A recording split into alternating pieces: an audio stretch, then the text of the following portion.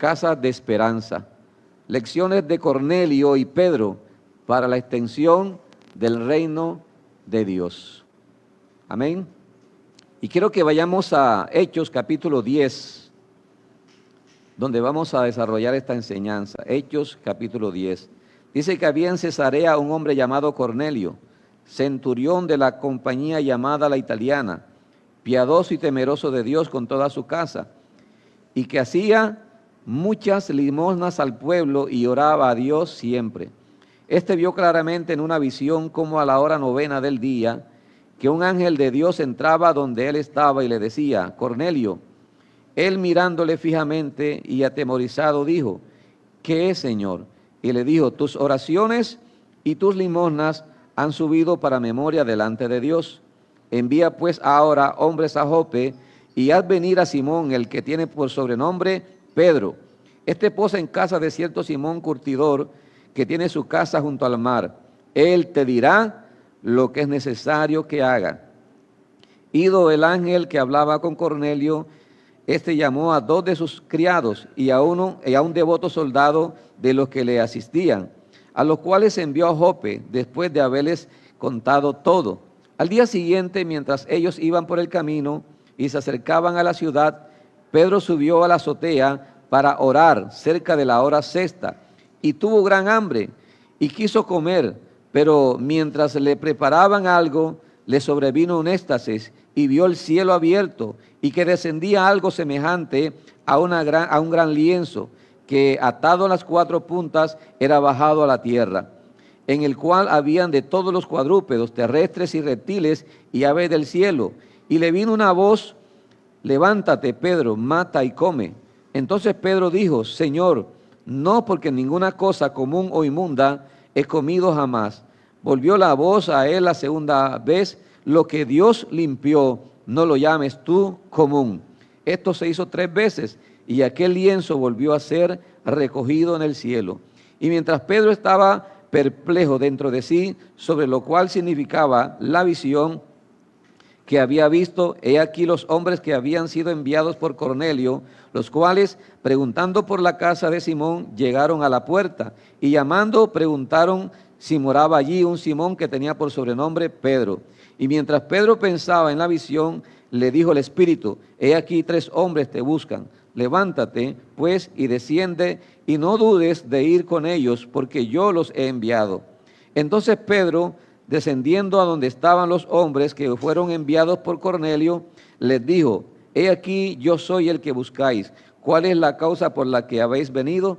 Ellos dijeron: Cornelio el centurión, varón justo y temeroso de Dios, y que tiene buen testimonio en toda la nación de los judíos, ha recibido instrucciones de un santo ángel de hacerte venir a su casa para oír tus palabras. Entonces, haciéndoles entrar, los hospedó, y al día siguiente, levantándose, se fue con ellos, y le acompañaron algunos de los hermanos de Jope. Al otro día entraron en Cesarea, y Cornelio los estaba esperando, habiendo convocado a sus parientes y amigos más íntimos. Note ese versículo. ¿Cómo estaba Cornelio? Dice que lo estaba esperando y que había invitado a parientes y amigos íntimos. Versículo 25. Cuando Pedro entró, salió Cornelio a recibirle y postrándose a sus pies, adoró. Mas Pedro le levantó diciendo: levántate, pues yo mismo también soy hombre.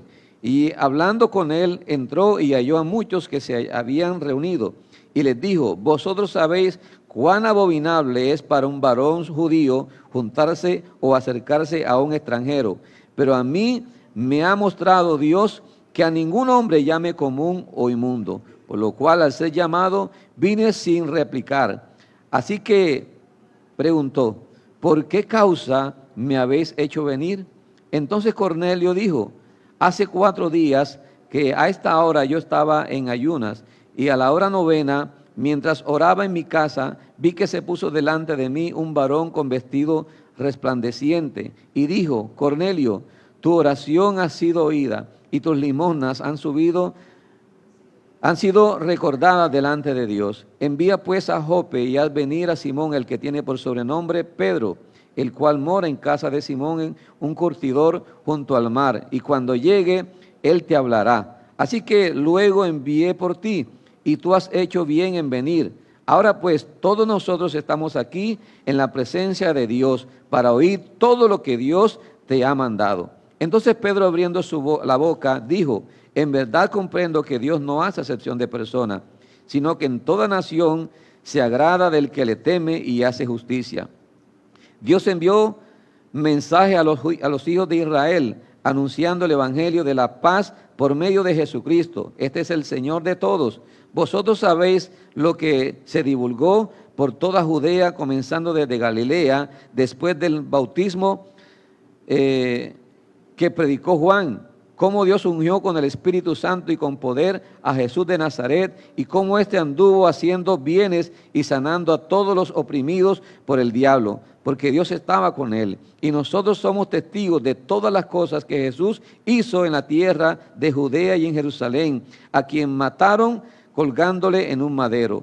A este levantó Dios al tercer día e hizo que se manifestase no a todo el pueblo, sino a los testigos que Dios había ordenado de antemano, a nosotros que comimos y bebimos con él después que resucitó de los muertos, y nos mandó que predicásemos al pueblo y testificáramos que él es el que Dios ha puesto por juez de vivos y muertos. De este dan testimonio todos los profetas, que todos los que en él creyeren recibirán perdón de pecados por su nombre. Mientras aún hablaba Pedro estas palabras, el Espíritu Santo cayó sobre todos los que oían el discurso, y los fieles de la circuncisión que habían venido con Pedro se quedaron atónitos de que también sobre los gentiles se derramase el don del Espíritu Santo, porque oían que hablaban en lenguas y que magnificaban a Dios. Entonces respondió Pedro: ¿puede acaso alguno impedir que el agua para que no sean bautizados estos que han recibido el Espíritu Santo como nosotros? Y mandó bautizarles en el nombre del Señor Jesús. Entonces le rogaron que se quedase por algunos días. Amén. Una maravillosa enseñanza. Este relato del capítulo 10 está marcando un antes y un después en la historia del cristianismo. Hasta ese momento el evangelio se había centrado principalmente en el pueblo judío. Aunque Jesús había dicho que era todas las naciones, la iglesia se había centrado solamente en los judíos, no en los gentiles. Cornelio, que era un centurión romano, o sea, era un gentil, y Pedro, el apóstol de los judíos, son unidos por Dios. Ambos estaban orando. A través de una visión divina, la casa de Cornelio en Cesarea se convierte entonces en el escenario del primer derramamiento del Espíritu Santo fuera de los judíos. El primer derramamiento del Espíritu Santo sobre unos gentiles lo vemos allí en la casa de Cornelio, demostrando que la salvación es para toda la familia de la tierra y que el hogar es el lugar estratégico para este milagro. Las casas se volvieron un lugar importante para extender el reino de Dios. Y en Hechos de los Apóstoles vemos textos que dicen: y todos los días en el templo y por las casas no cesaban de predicar. Las casas se volvieron un lugar importante. Ahora, las casas no son solo encuentros, estructuras de cemento y ladrillo. No, las casas no son solamente eso. En el plan de Dios, las casas son como embajadas del reino de Dios. Y eso es lo que se va a convertir en una casa de vida. Una familia o un anfitrión que diga: yo quiero que mi casa sea una casa de vida donde se haga una de estas reuniones, esa casa se va a volver entonces una embajada. Una familia que diga: yo quiero hacer el devocional en mi casa, entonces esa casa se vuelve una embajada del reino de Dios. Amén. Usted sabe que las embajadas, ¿qué son las embajadas? Son una parte de una nación en una tierra distinta. Amén. Y que esa nación debe respetar ese terreno. Aquí en Colombia tenemos varias embajadas, entre esas la embajada de Estados Unidos. Ese sector, ese terreno donde está la embajada de Estados Unidos es tierra americana, es tierra norteamericana. ¿Oyó? Colombia no puede hacer nada allá adentro, no puede tomar decisiones. Aunque está en tierra colombiana, nadie puede entrar allá, a diferencia de los que son de ciudadanía estadounidense y que laboran allí. Pero un colombiano no, o el presidente no puede decir, no, esto es tierra colombiana, me voy a meter. No, tiene que respetarlo. Es la embajada de otra nación. Así pasa, amado. Cuando usted abre su corazón a Cristo y cuando permite que la presencia de Dios entre a su casa se vuelve una embajada del reino de Dios. El diablo puede hacer como chivo, pero cacho no le sale. Porque sabe que su casa le pertenece a Dios. Amén. Amén. ¿Sabía usted eso o no lo sabía? Si no lo sabía, pues ya lo sabe. Amén. Ahora, el modelo que vemos aquí en Cesarea nos enseña que cuando el anfitrión preparado y un líder obediente y un equipo comprometido se unen, las barreras caen y familias enteras son transformadas. Y es lo que buscamos con las casas de vida, que se caigan barreras, que familias sean transformadas, que familias se vuelvan a Cristo de corazón.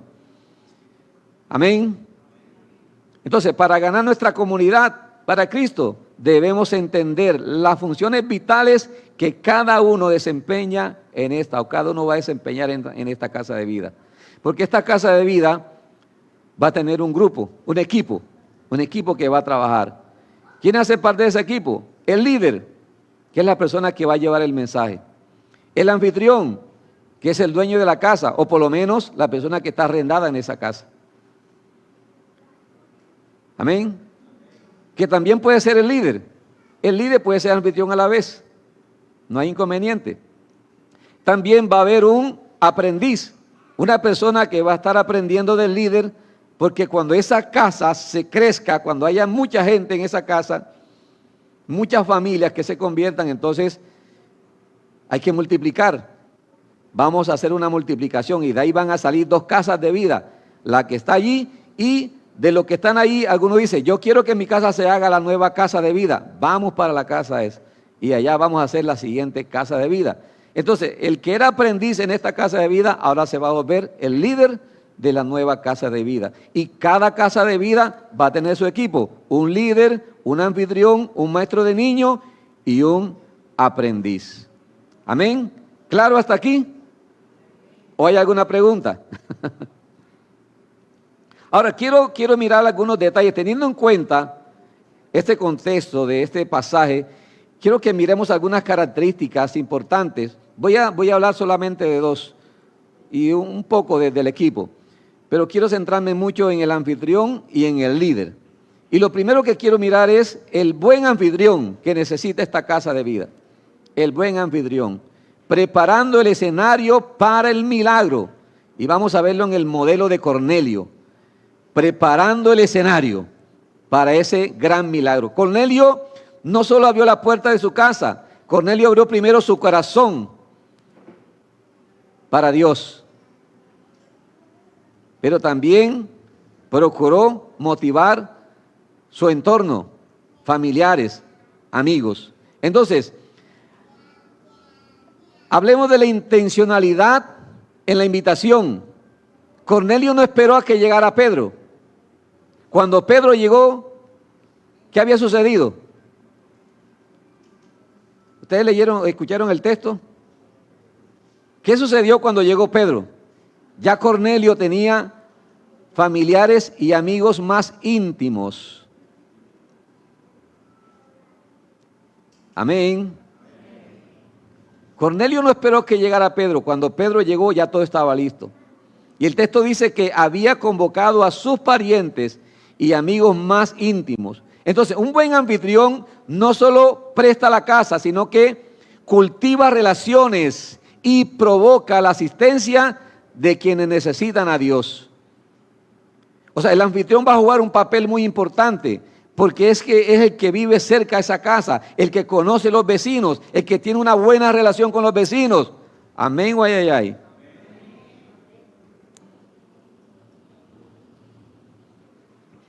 El anfitrión no puede ser como la niña Tulia. La niña Tulia es un personaje de la costa. El hijo era boxeador y quien lo motivó al boxeo fue ella, porque le gustaba la pelea y cuando las veía, las compraba y se paseaba. Dicen que se paseaba cerquita de donde estaban peleando y si la tocaban se metía a la pelea. Entonces, el anfitrión tiene que ser una persona que tenga buenas relaciones. Porque, ¿qué tal ir a una casa de esa y, ¿dónde es la reunión? No, donde fulano, no, esa casa no entran ni los mosquitos, porque hasta los mosquitos le da miedo entrar. Y mire, tener buenas relaciones con los vecinos es bueno. Por eso a mí me preocupa cuando un vecino forma esa bulla y no piensa en el vecino. De que ese vecino que le está estorbando esa bulla, mañana te puede ayudar. En un accidente que sufras en la casa, ese vecino que tú le estás haciendo eso, de ponerle esa bulla, te puede ayudar. Pero si el vecino está molesto contigo porque esa bulla que formas todos los días, los fines de semana, hay que tener cuidado con eso. Lo otro que quiero hablar, la atmósfera de expectativa. Cuando Pedro entró, Cornelio recibió con una actitud de máxima reverencia y con urgencia. Entonces, un anfitrión eficaz genera un ambiente donde los invitados sienten que algo importante está por suceder. Porque ve al anfitrión limpiando, preparando todo. Pero ¿qué tal llegar a una casa esa y encontrar al anfitrión ahí? Toda la casa desordenada, sin... ¿Qué expectativa? Mire, yo tuve una anfitriona cuando yo fui líder de los grupos familiares Manantial en Cincelejo. Tenía una anfitriona. Esa señora a las 5 de la tarde, en un barrio, el barrio Camilo Torres, que eso era peligroso en ese entonces. Pero ella a las 5 de la tarde tenía la casa limpiecita. Servía la comida a las 6 de la tarde, que todos comieran. Y ya a las 5 comenzaba a arreglar la casa, a las 6 servía la comida, a las 6:30 ya todo debía estar listo, las sillas colocadas, la casa limpia y todo, el refrigerio listo, estaba todo listo. Cuando los invitados llegaban, el ambiente que había en esa casa era impresionante. Y llegaban 60, 70, llegaron a veces 80 personas llegaban, a veces entre niños y adultos. Entonces llevamos a los niños para el patio y yo me quedaba con los adultos, los jóvenes y los muchachos acá en la sala y la terraza, porque la gente no cabía en la sala. Entonces, unos en la terraza, otros en la sala. Y eran reuniones maravillosas. Esos grupos se multiplicaban. Pero la anfitriona era una líder en el barrio. No era una persona estudiada. Creo que no había terminado ni el bachillerato. Pero una mujer es una líder porque todavía está viva, la hermana Rosario. Ella es los que han ido a Cincelejo, ella es la que atiende la cafetería. La hermana Rosario, usted la ha escuchado hablar, tiene esa para hablar impresionante. Pero en el barrio movía a la gente. Y mucha gente del barrio recibió a Cristo. Muchas familias se volvieron a Cristo. Porque tenía buenas relaciones en el barrio. Lo otro, la humildad para recibir. A pesar de ser un hombre de autoridad, Cornelio se dispuso a escuchar. Entonces el buen anfitrión es aquel que facilita que el mensaje fluya, eliminando distracción y enfocando a todos en la presencia de Dios. O sea, debe crear un ambiente que permita que haya tranquilidad en la casa. El anfitrión de la casa. Cornelio fue un buen anfitrión. Cornelio no esperó que llegara Pedro. Cornelio fue humilde, porque a veces algunos por su cargo, por su posición en una empresa, no, que eso no. Mire, Cornelio era un centurión, no era cualquier personaje. Era un centurión. Me imagino que tenía una buena casa. Y su posición, pese a su posición, no era arrogante, era una persona sencilla. Ahora, ¿qué vemos en la vida de Cornelio? Era un hombre que oraba, siempre oraba. Y la oración la oración nos debe hacer personas humildes. Amén, güey. No arrogantes. Capaces de escuchar, de discernir el ambiente, los entornos. Lo segundo que quiero hablar, el buen líder. Ahora vamos a centrarnos en el líder. Y aquí vamos a mirar a Pedro. La sensibilidad y la obediencia. El modelo aquí es Pedro. Pedro tuvo que romper sus propios prejuicios para ser líder de que esa casa necesitaba. Ya había una casa. Miremoslo teniendo en cuenta la estrategia de la iglesia. Ya había una casa de vida. Tenía su anfitrión. Al haber casa había anfitrión. Ahora, se necesitaba un líder. Si el anfitrión es bueno, el líder también tiene que ser bueno. Porque si el anfitrión invita, pero el líder perezoso, va a la hora que le da la gana, y va con una motivación y llega a ese grupo y dice, bueno hermano, hoy la verdad que tengo una pereza, así que vamos a trabajar rápido para irnos para la casa. Imagínense un anfitrión, un líder así. Entonces, no solamente se necesita un buen anfitrión, el anfitrión también necesita un buen líder. Amén. ¿Y qué es lo que tiene que hacer el líder? Primero, vencer las barreras mentales. Debe vencer las barreras mentales. Y Dios tuvo que trabajar entonces en Pedro. Porque, ¿qué había en la mente de Pedro? ¿O cuál era el concepto que había? Los gentiles no se merecen el Espíritu Santo. Los judíos y el pueblo de Israel habían hecho a Dios su Dios, la ley su ley, no la querían compartir. Y para ellos eran los únicos que se merecían el cielo. Por lo tanto, Dios tiene que trabajar en la vida de Pedro. ¿Y de qué forma lo hizo? Hace bajar el lienzo con animales inmundos y le dice, Pedro, mata y come. Y Pedro dice, no Señor, jamás. Yo nunca he hecho eso. Jamás he comido cosa inmunda, común o inmunda. ¿Y qué le dice el Señor? Pedro, no llames común o inmundo lo que yo he santificado. Cristo ya había muerto no solamente por los judíos, Cristo murió por toda la humanidad. Y por eso dice, Pedro, yo no solamente morí por ustedes, yo morí por toda la humanidad. No lo llames común o inmundo. Amén. Ahora, mire cómo entra Pedro. Tremendo líder, ¿no? Tuvo Dios que trabaja tremendo en la vida de Pedro. Porque Pedro llega a su casa de vida, la primera reunión. Y cuando sale Cornelio a recibirlo con esa honra y se la rodeó, no, levántate, no me adores a mí. Eso estuvo bien. Pero, mire las palabras de Pedro. Cornelio, tú sabes bien que para nosotros venir a estas casas, todo lo que significa, es abominación. Imagínese yo llegar a su casa, usted me invita a almorzar y llegue yo a su casa por primera vez. Gracias por la invitación, pero usted sabe lo abominable que es para mí venir a esta casa.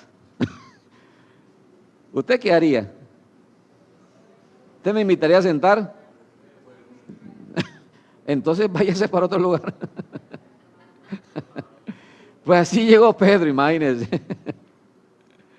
Así llegó Pedro a la casa de Cornelio.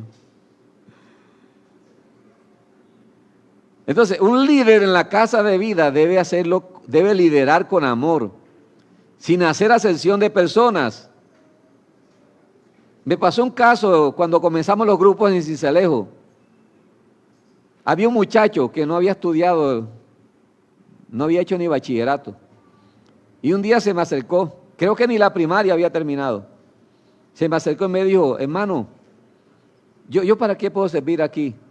Es que yo no he estudiado ni nada. ¿Será que yo puedo servir para algo? Y venga, páreseme aquí. Usted va a ser el diácono. Usted va a recibir a la gente. Bueno, yo me fui a predicar.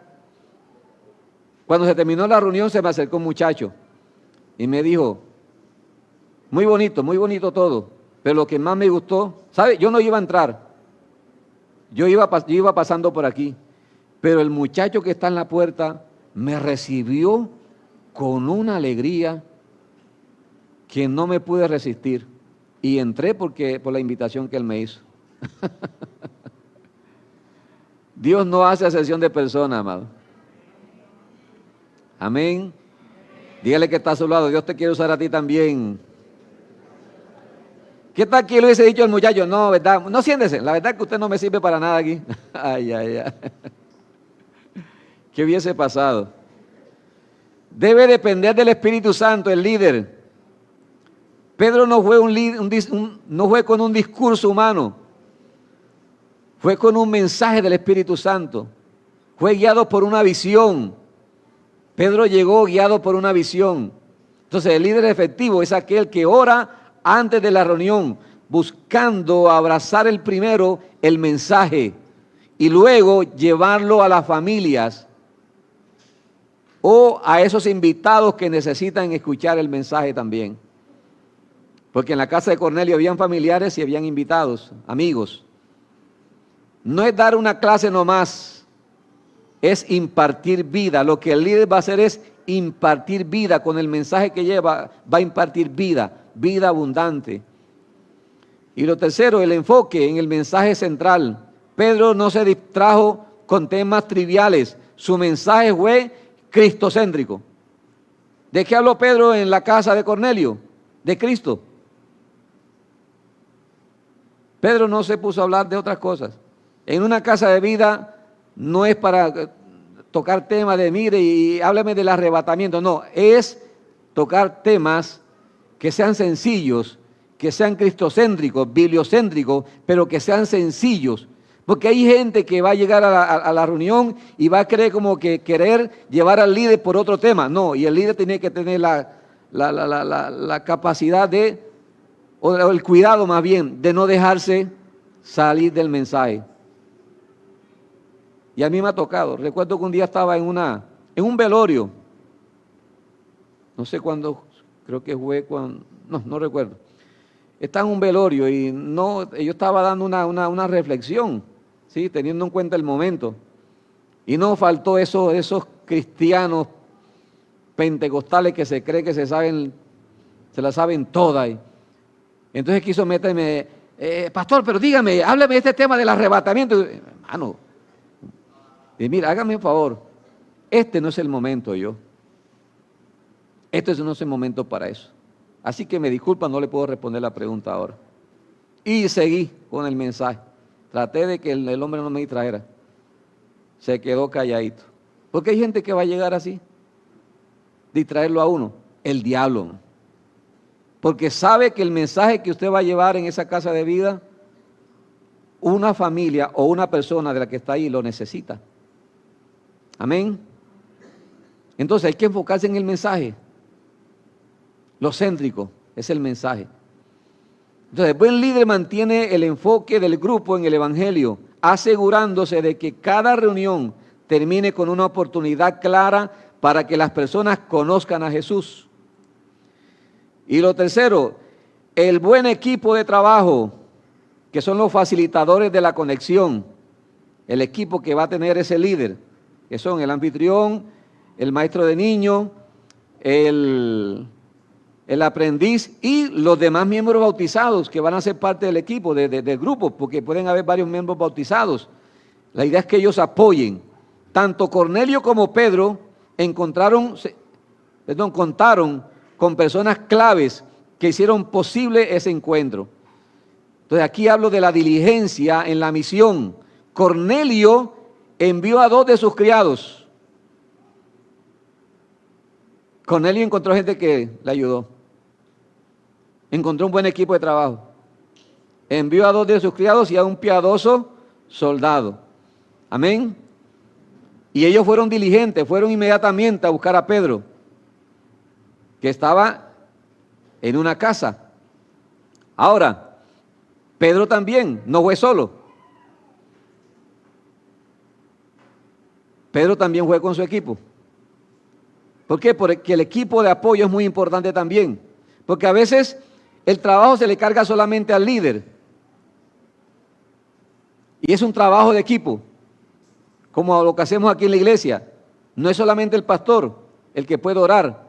La hermana Blanca puede orar. Wilmer puede orar también por usted. Los entrenadores pueden orar por usted también. Amén. Quiero hablar también del respaldo del testimonio. Pedro no fue solo, fue acompañado por algunos de los hermanos de Jope. Estos hermanos sirvieron como testigos del milagro. Fueron testigos. Un equipo de trabajo sólido es aquel que apoya al líder con su presencia, con sus oraciones y su testimonio durante la reunión, creando un frente unido de fe, donde la fe se fortalezca en el grupo, amado. Todo el equipo debe estar unido en esa misma fe. Amén. Todo el equipo debe estar unido. Así mismo debe ser en la iglesia. Toda la iglesia debemos estar unidos, caminando hacia el mismo propósito. Yo espero que este año, toda la iglesia, todos caminemos hacia el mismo propósito, la misma visión, la misma estrategia. Que el día sábado podamos decir, hoy es día de casas de vida. Vamos para la casa de vida. Y va a estar cerca de su casa. No hay excusa. Amén.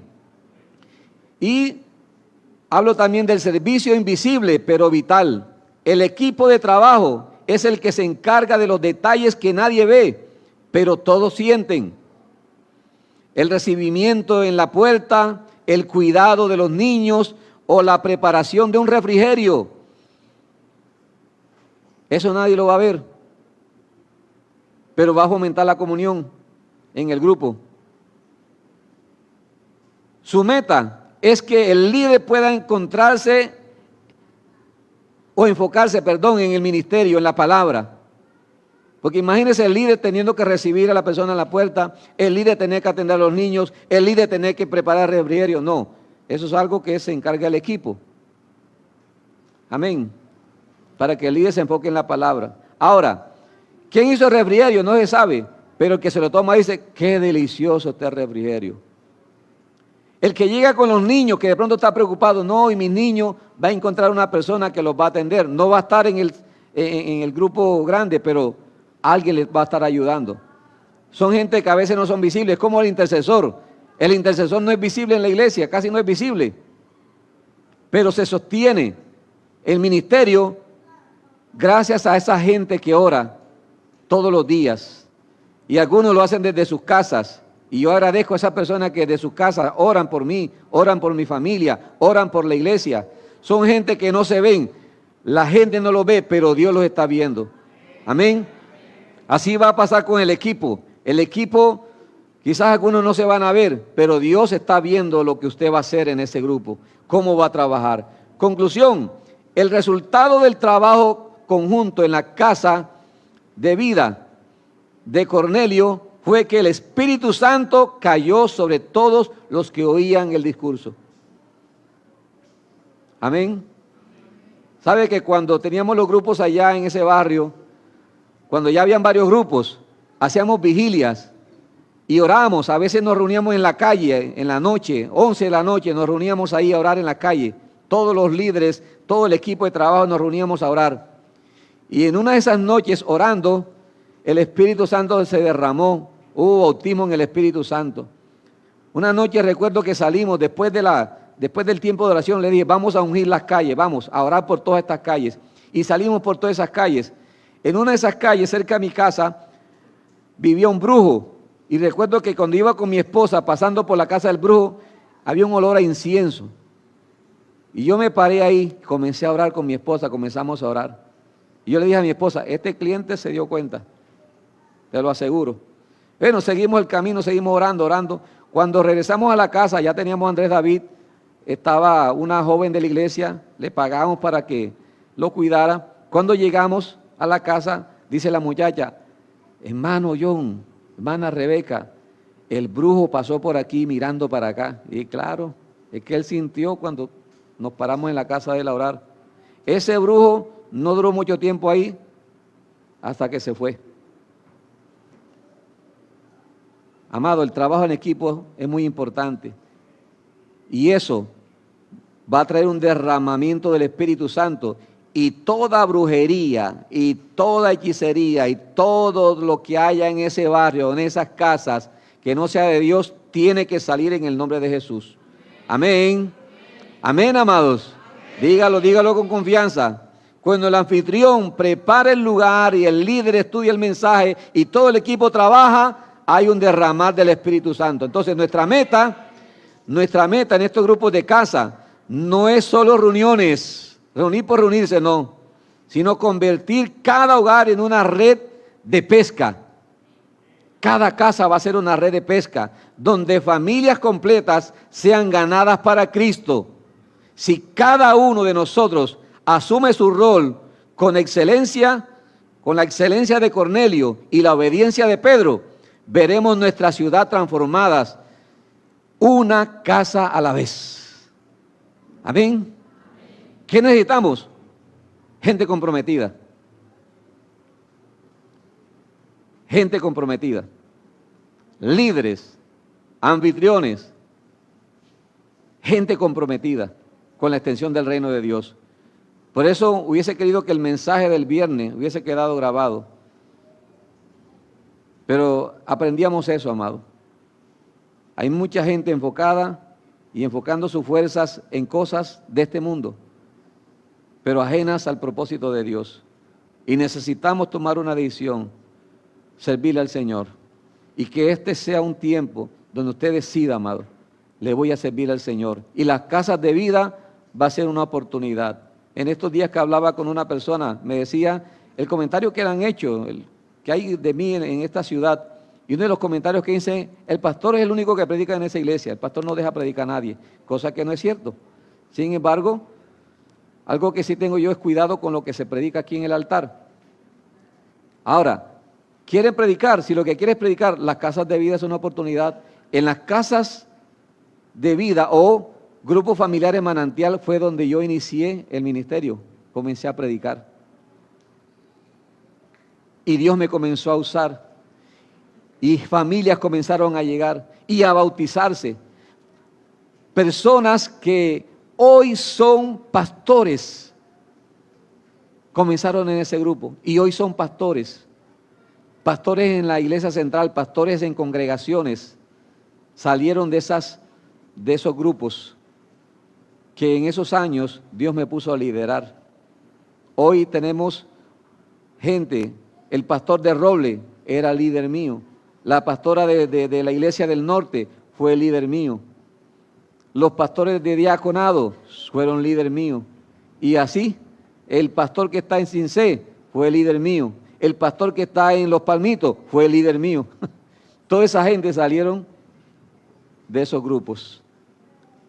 De aquí Dios también quiere sacar líderes, pastores para las nuevas congregaciones. Y esta es una oportunidad que Dios nos va a dar para que tu liderazgo se desarrolle, para que crezcas espiritual y ministerialmente. Amén.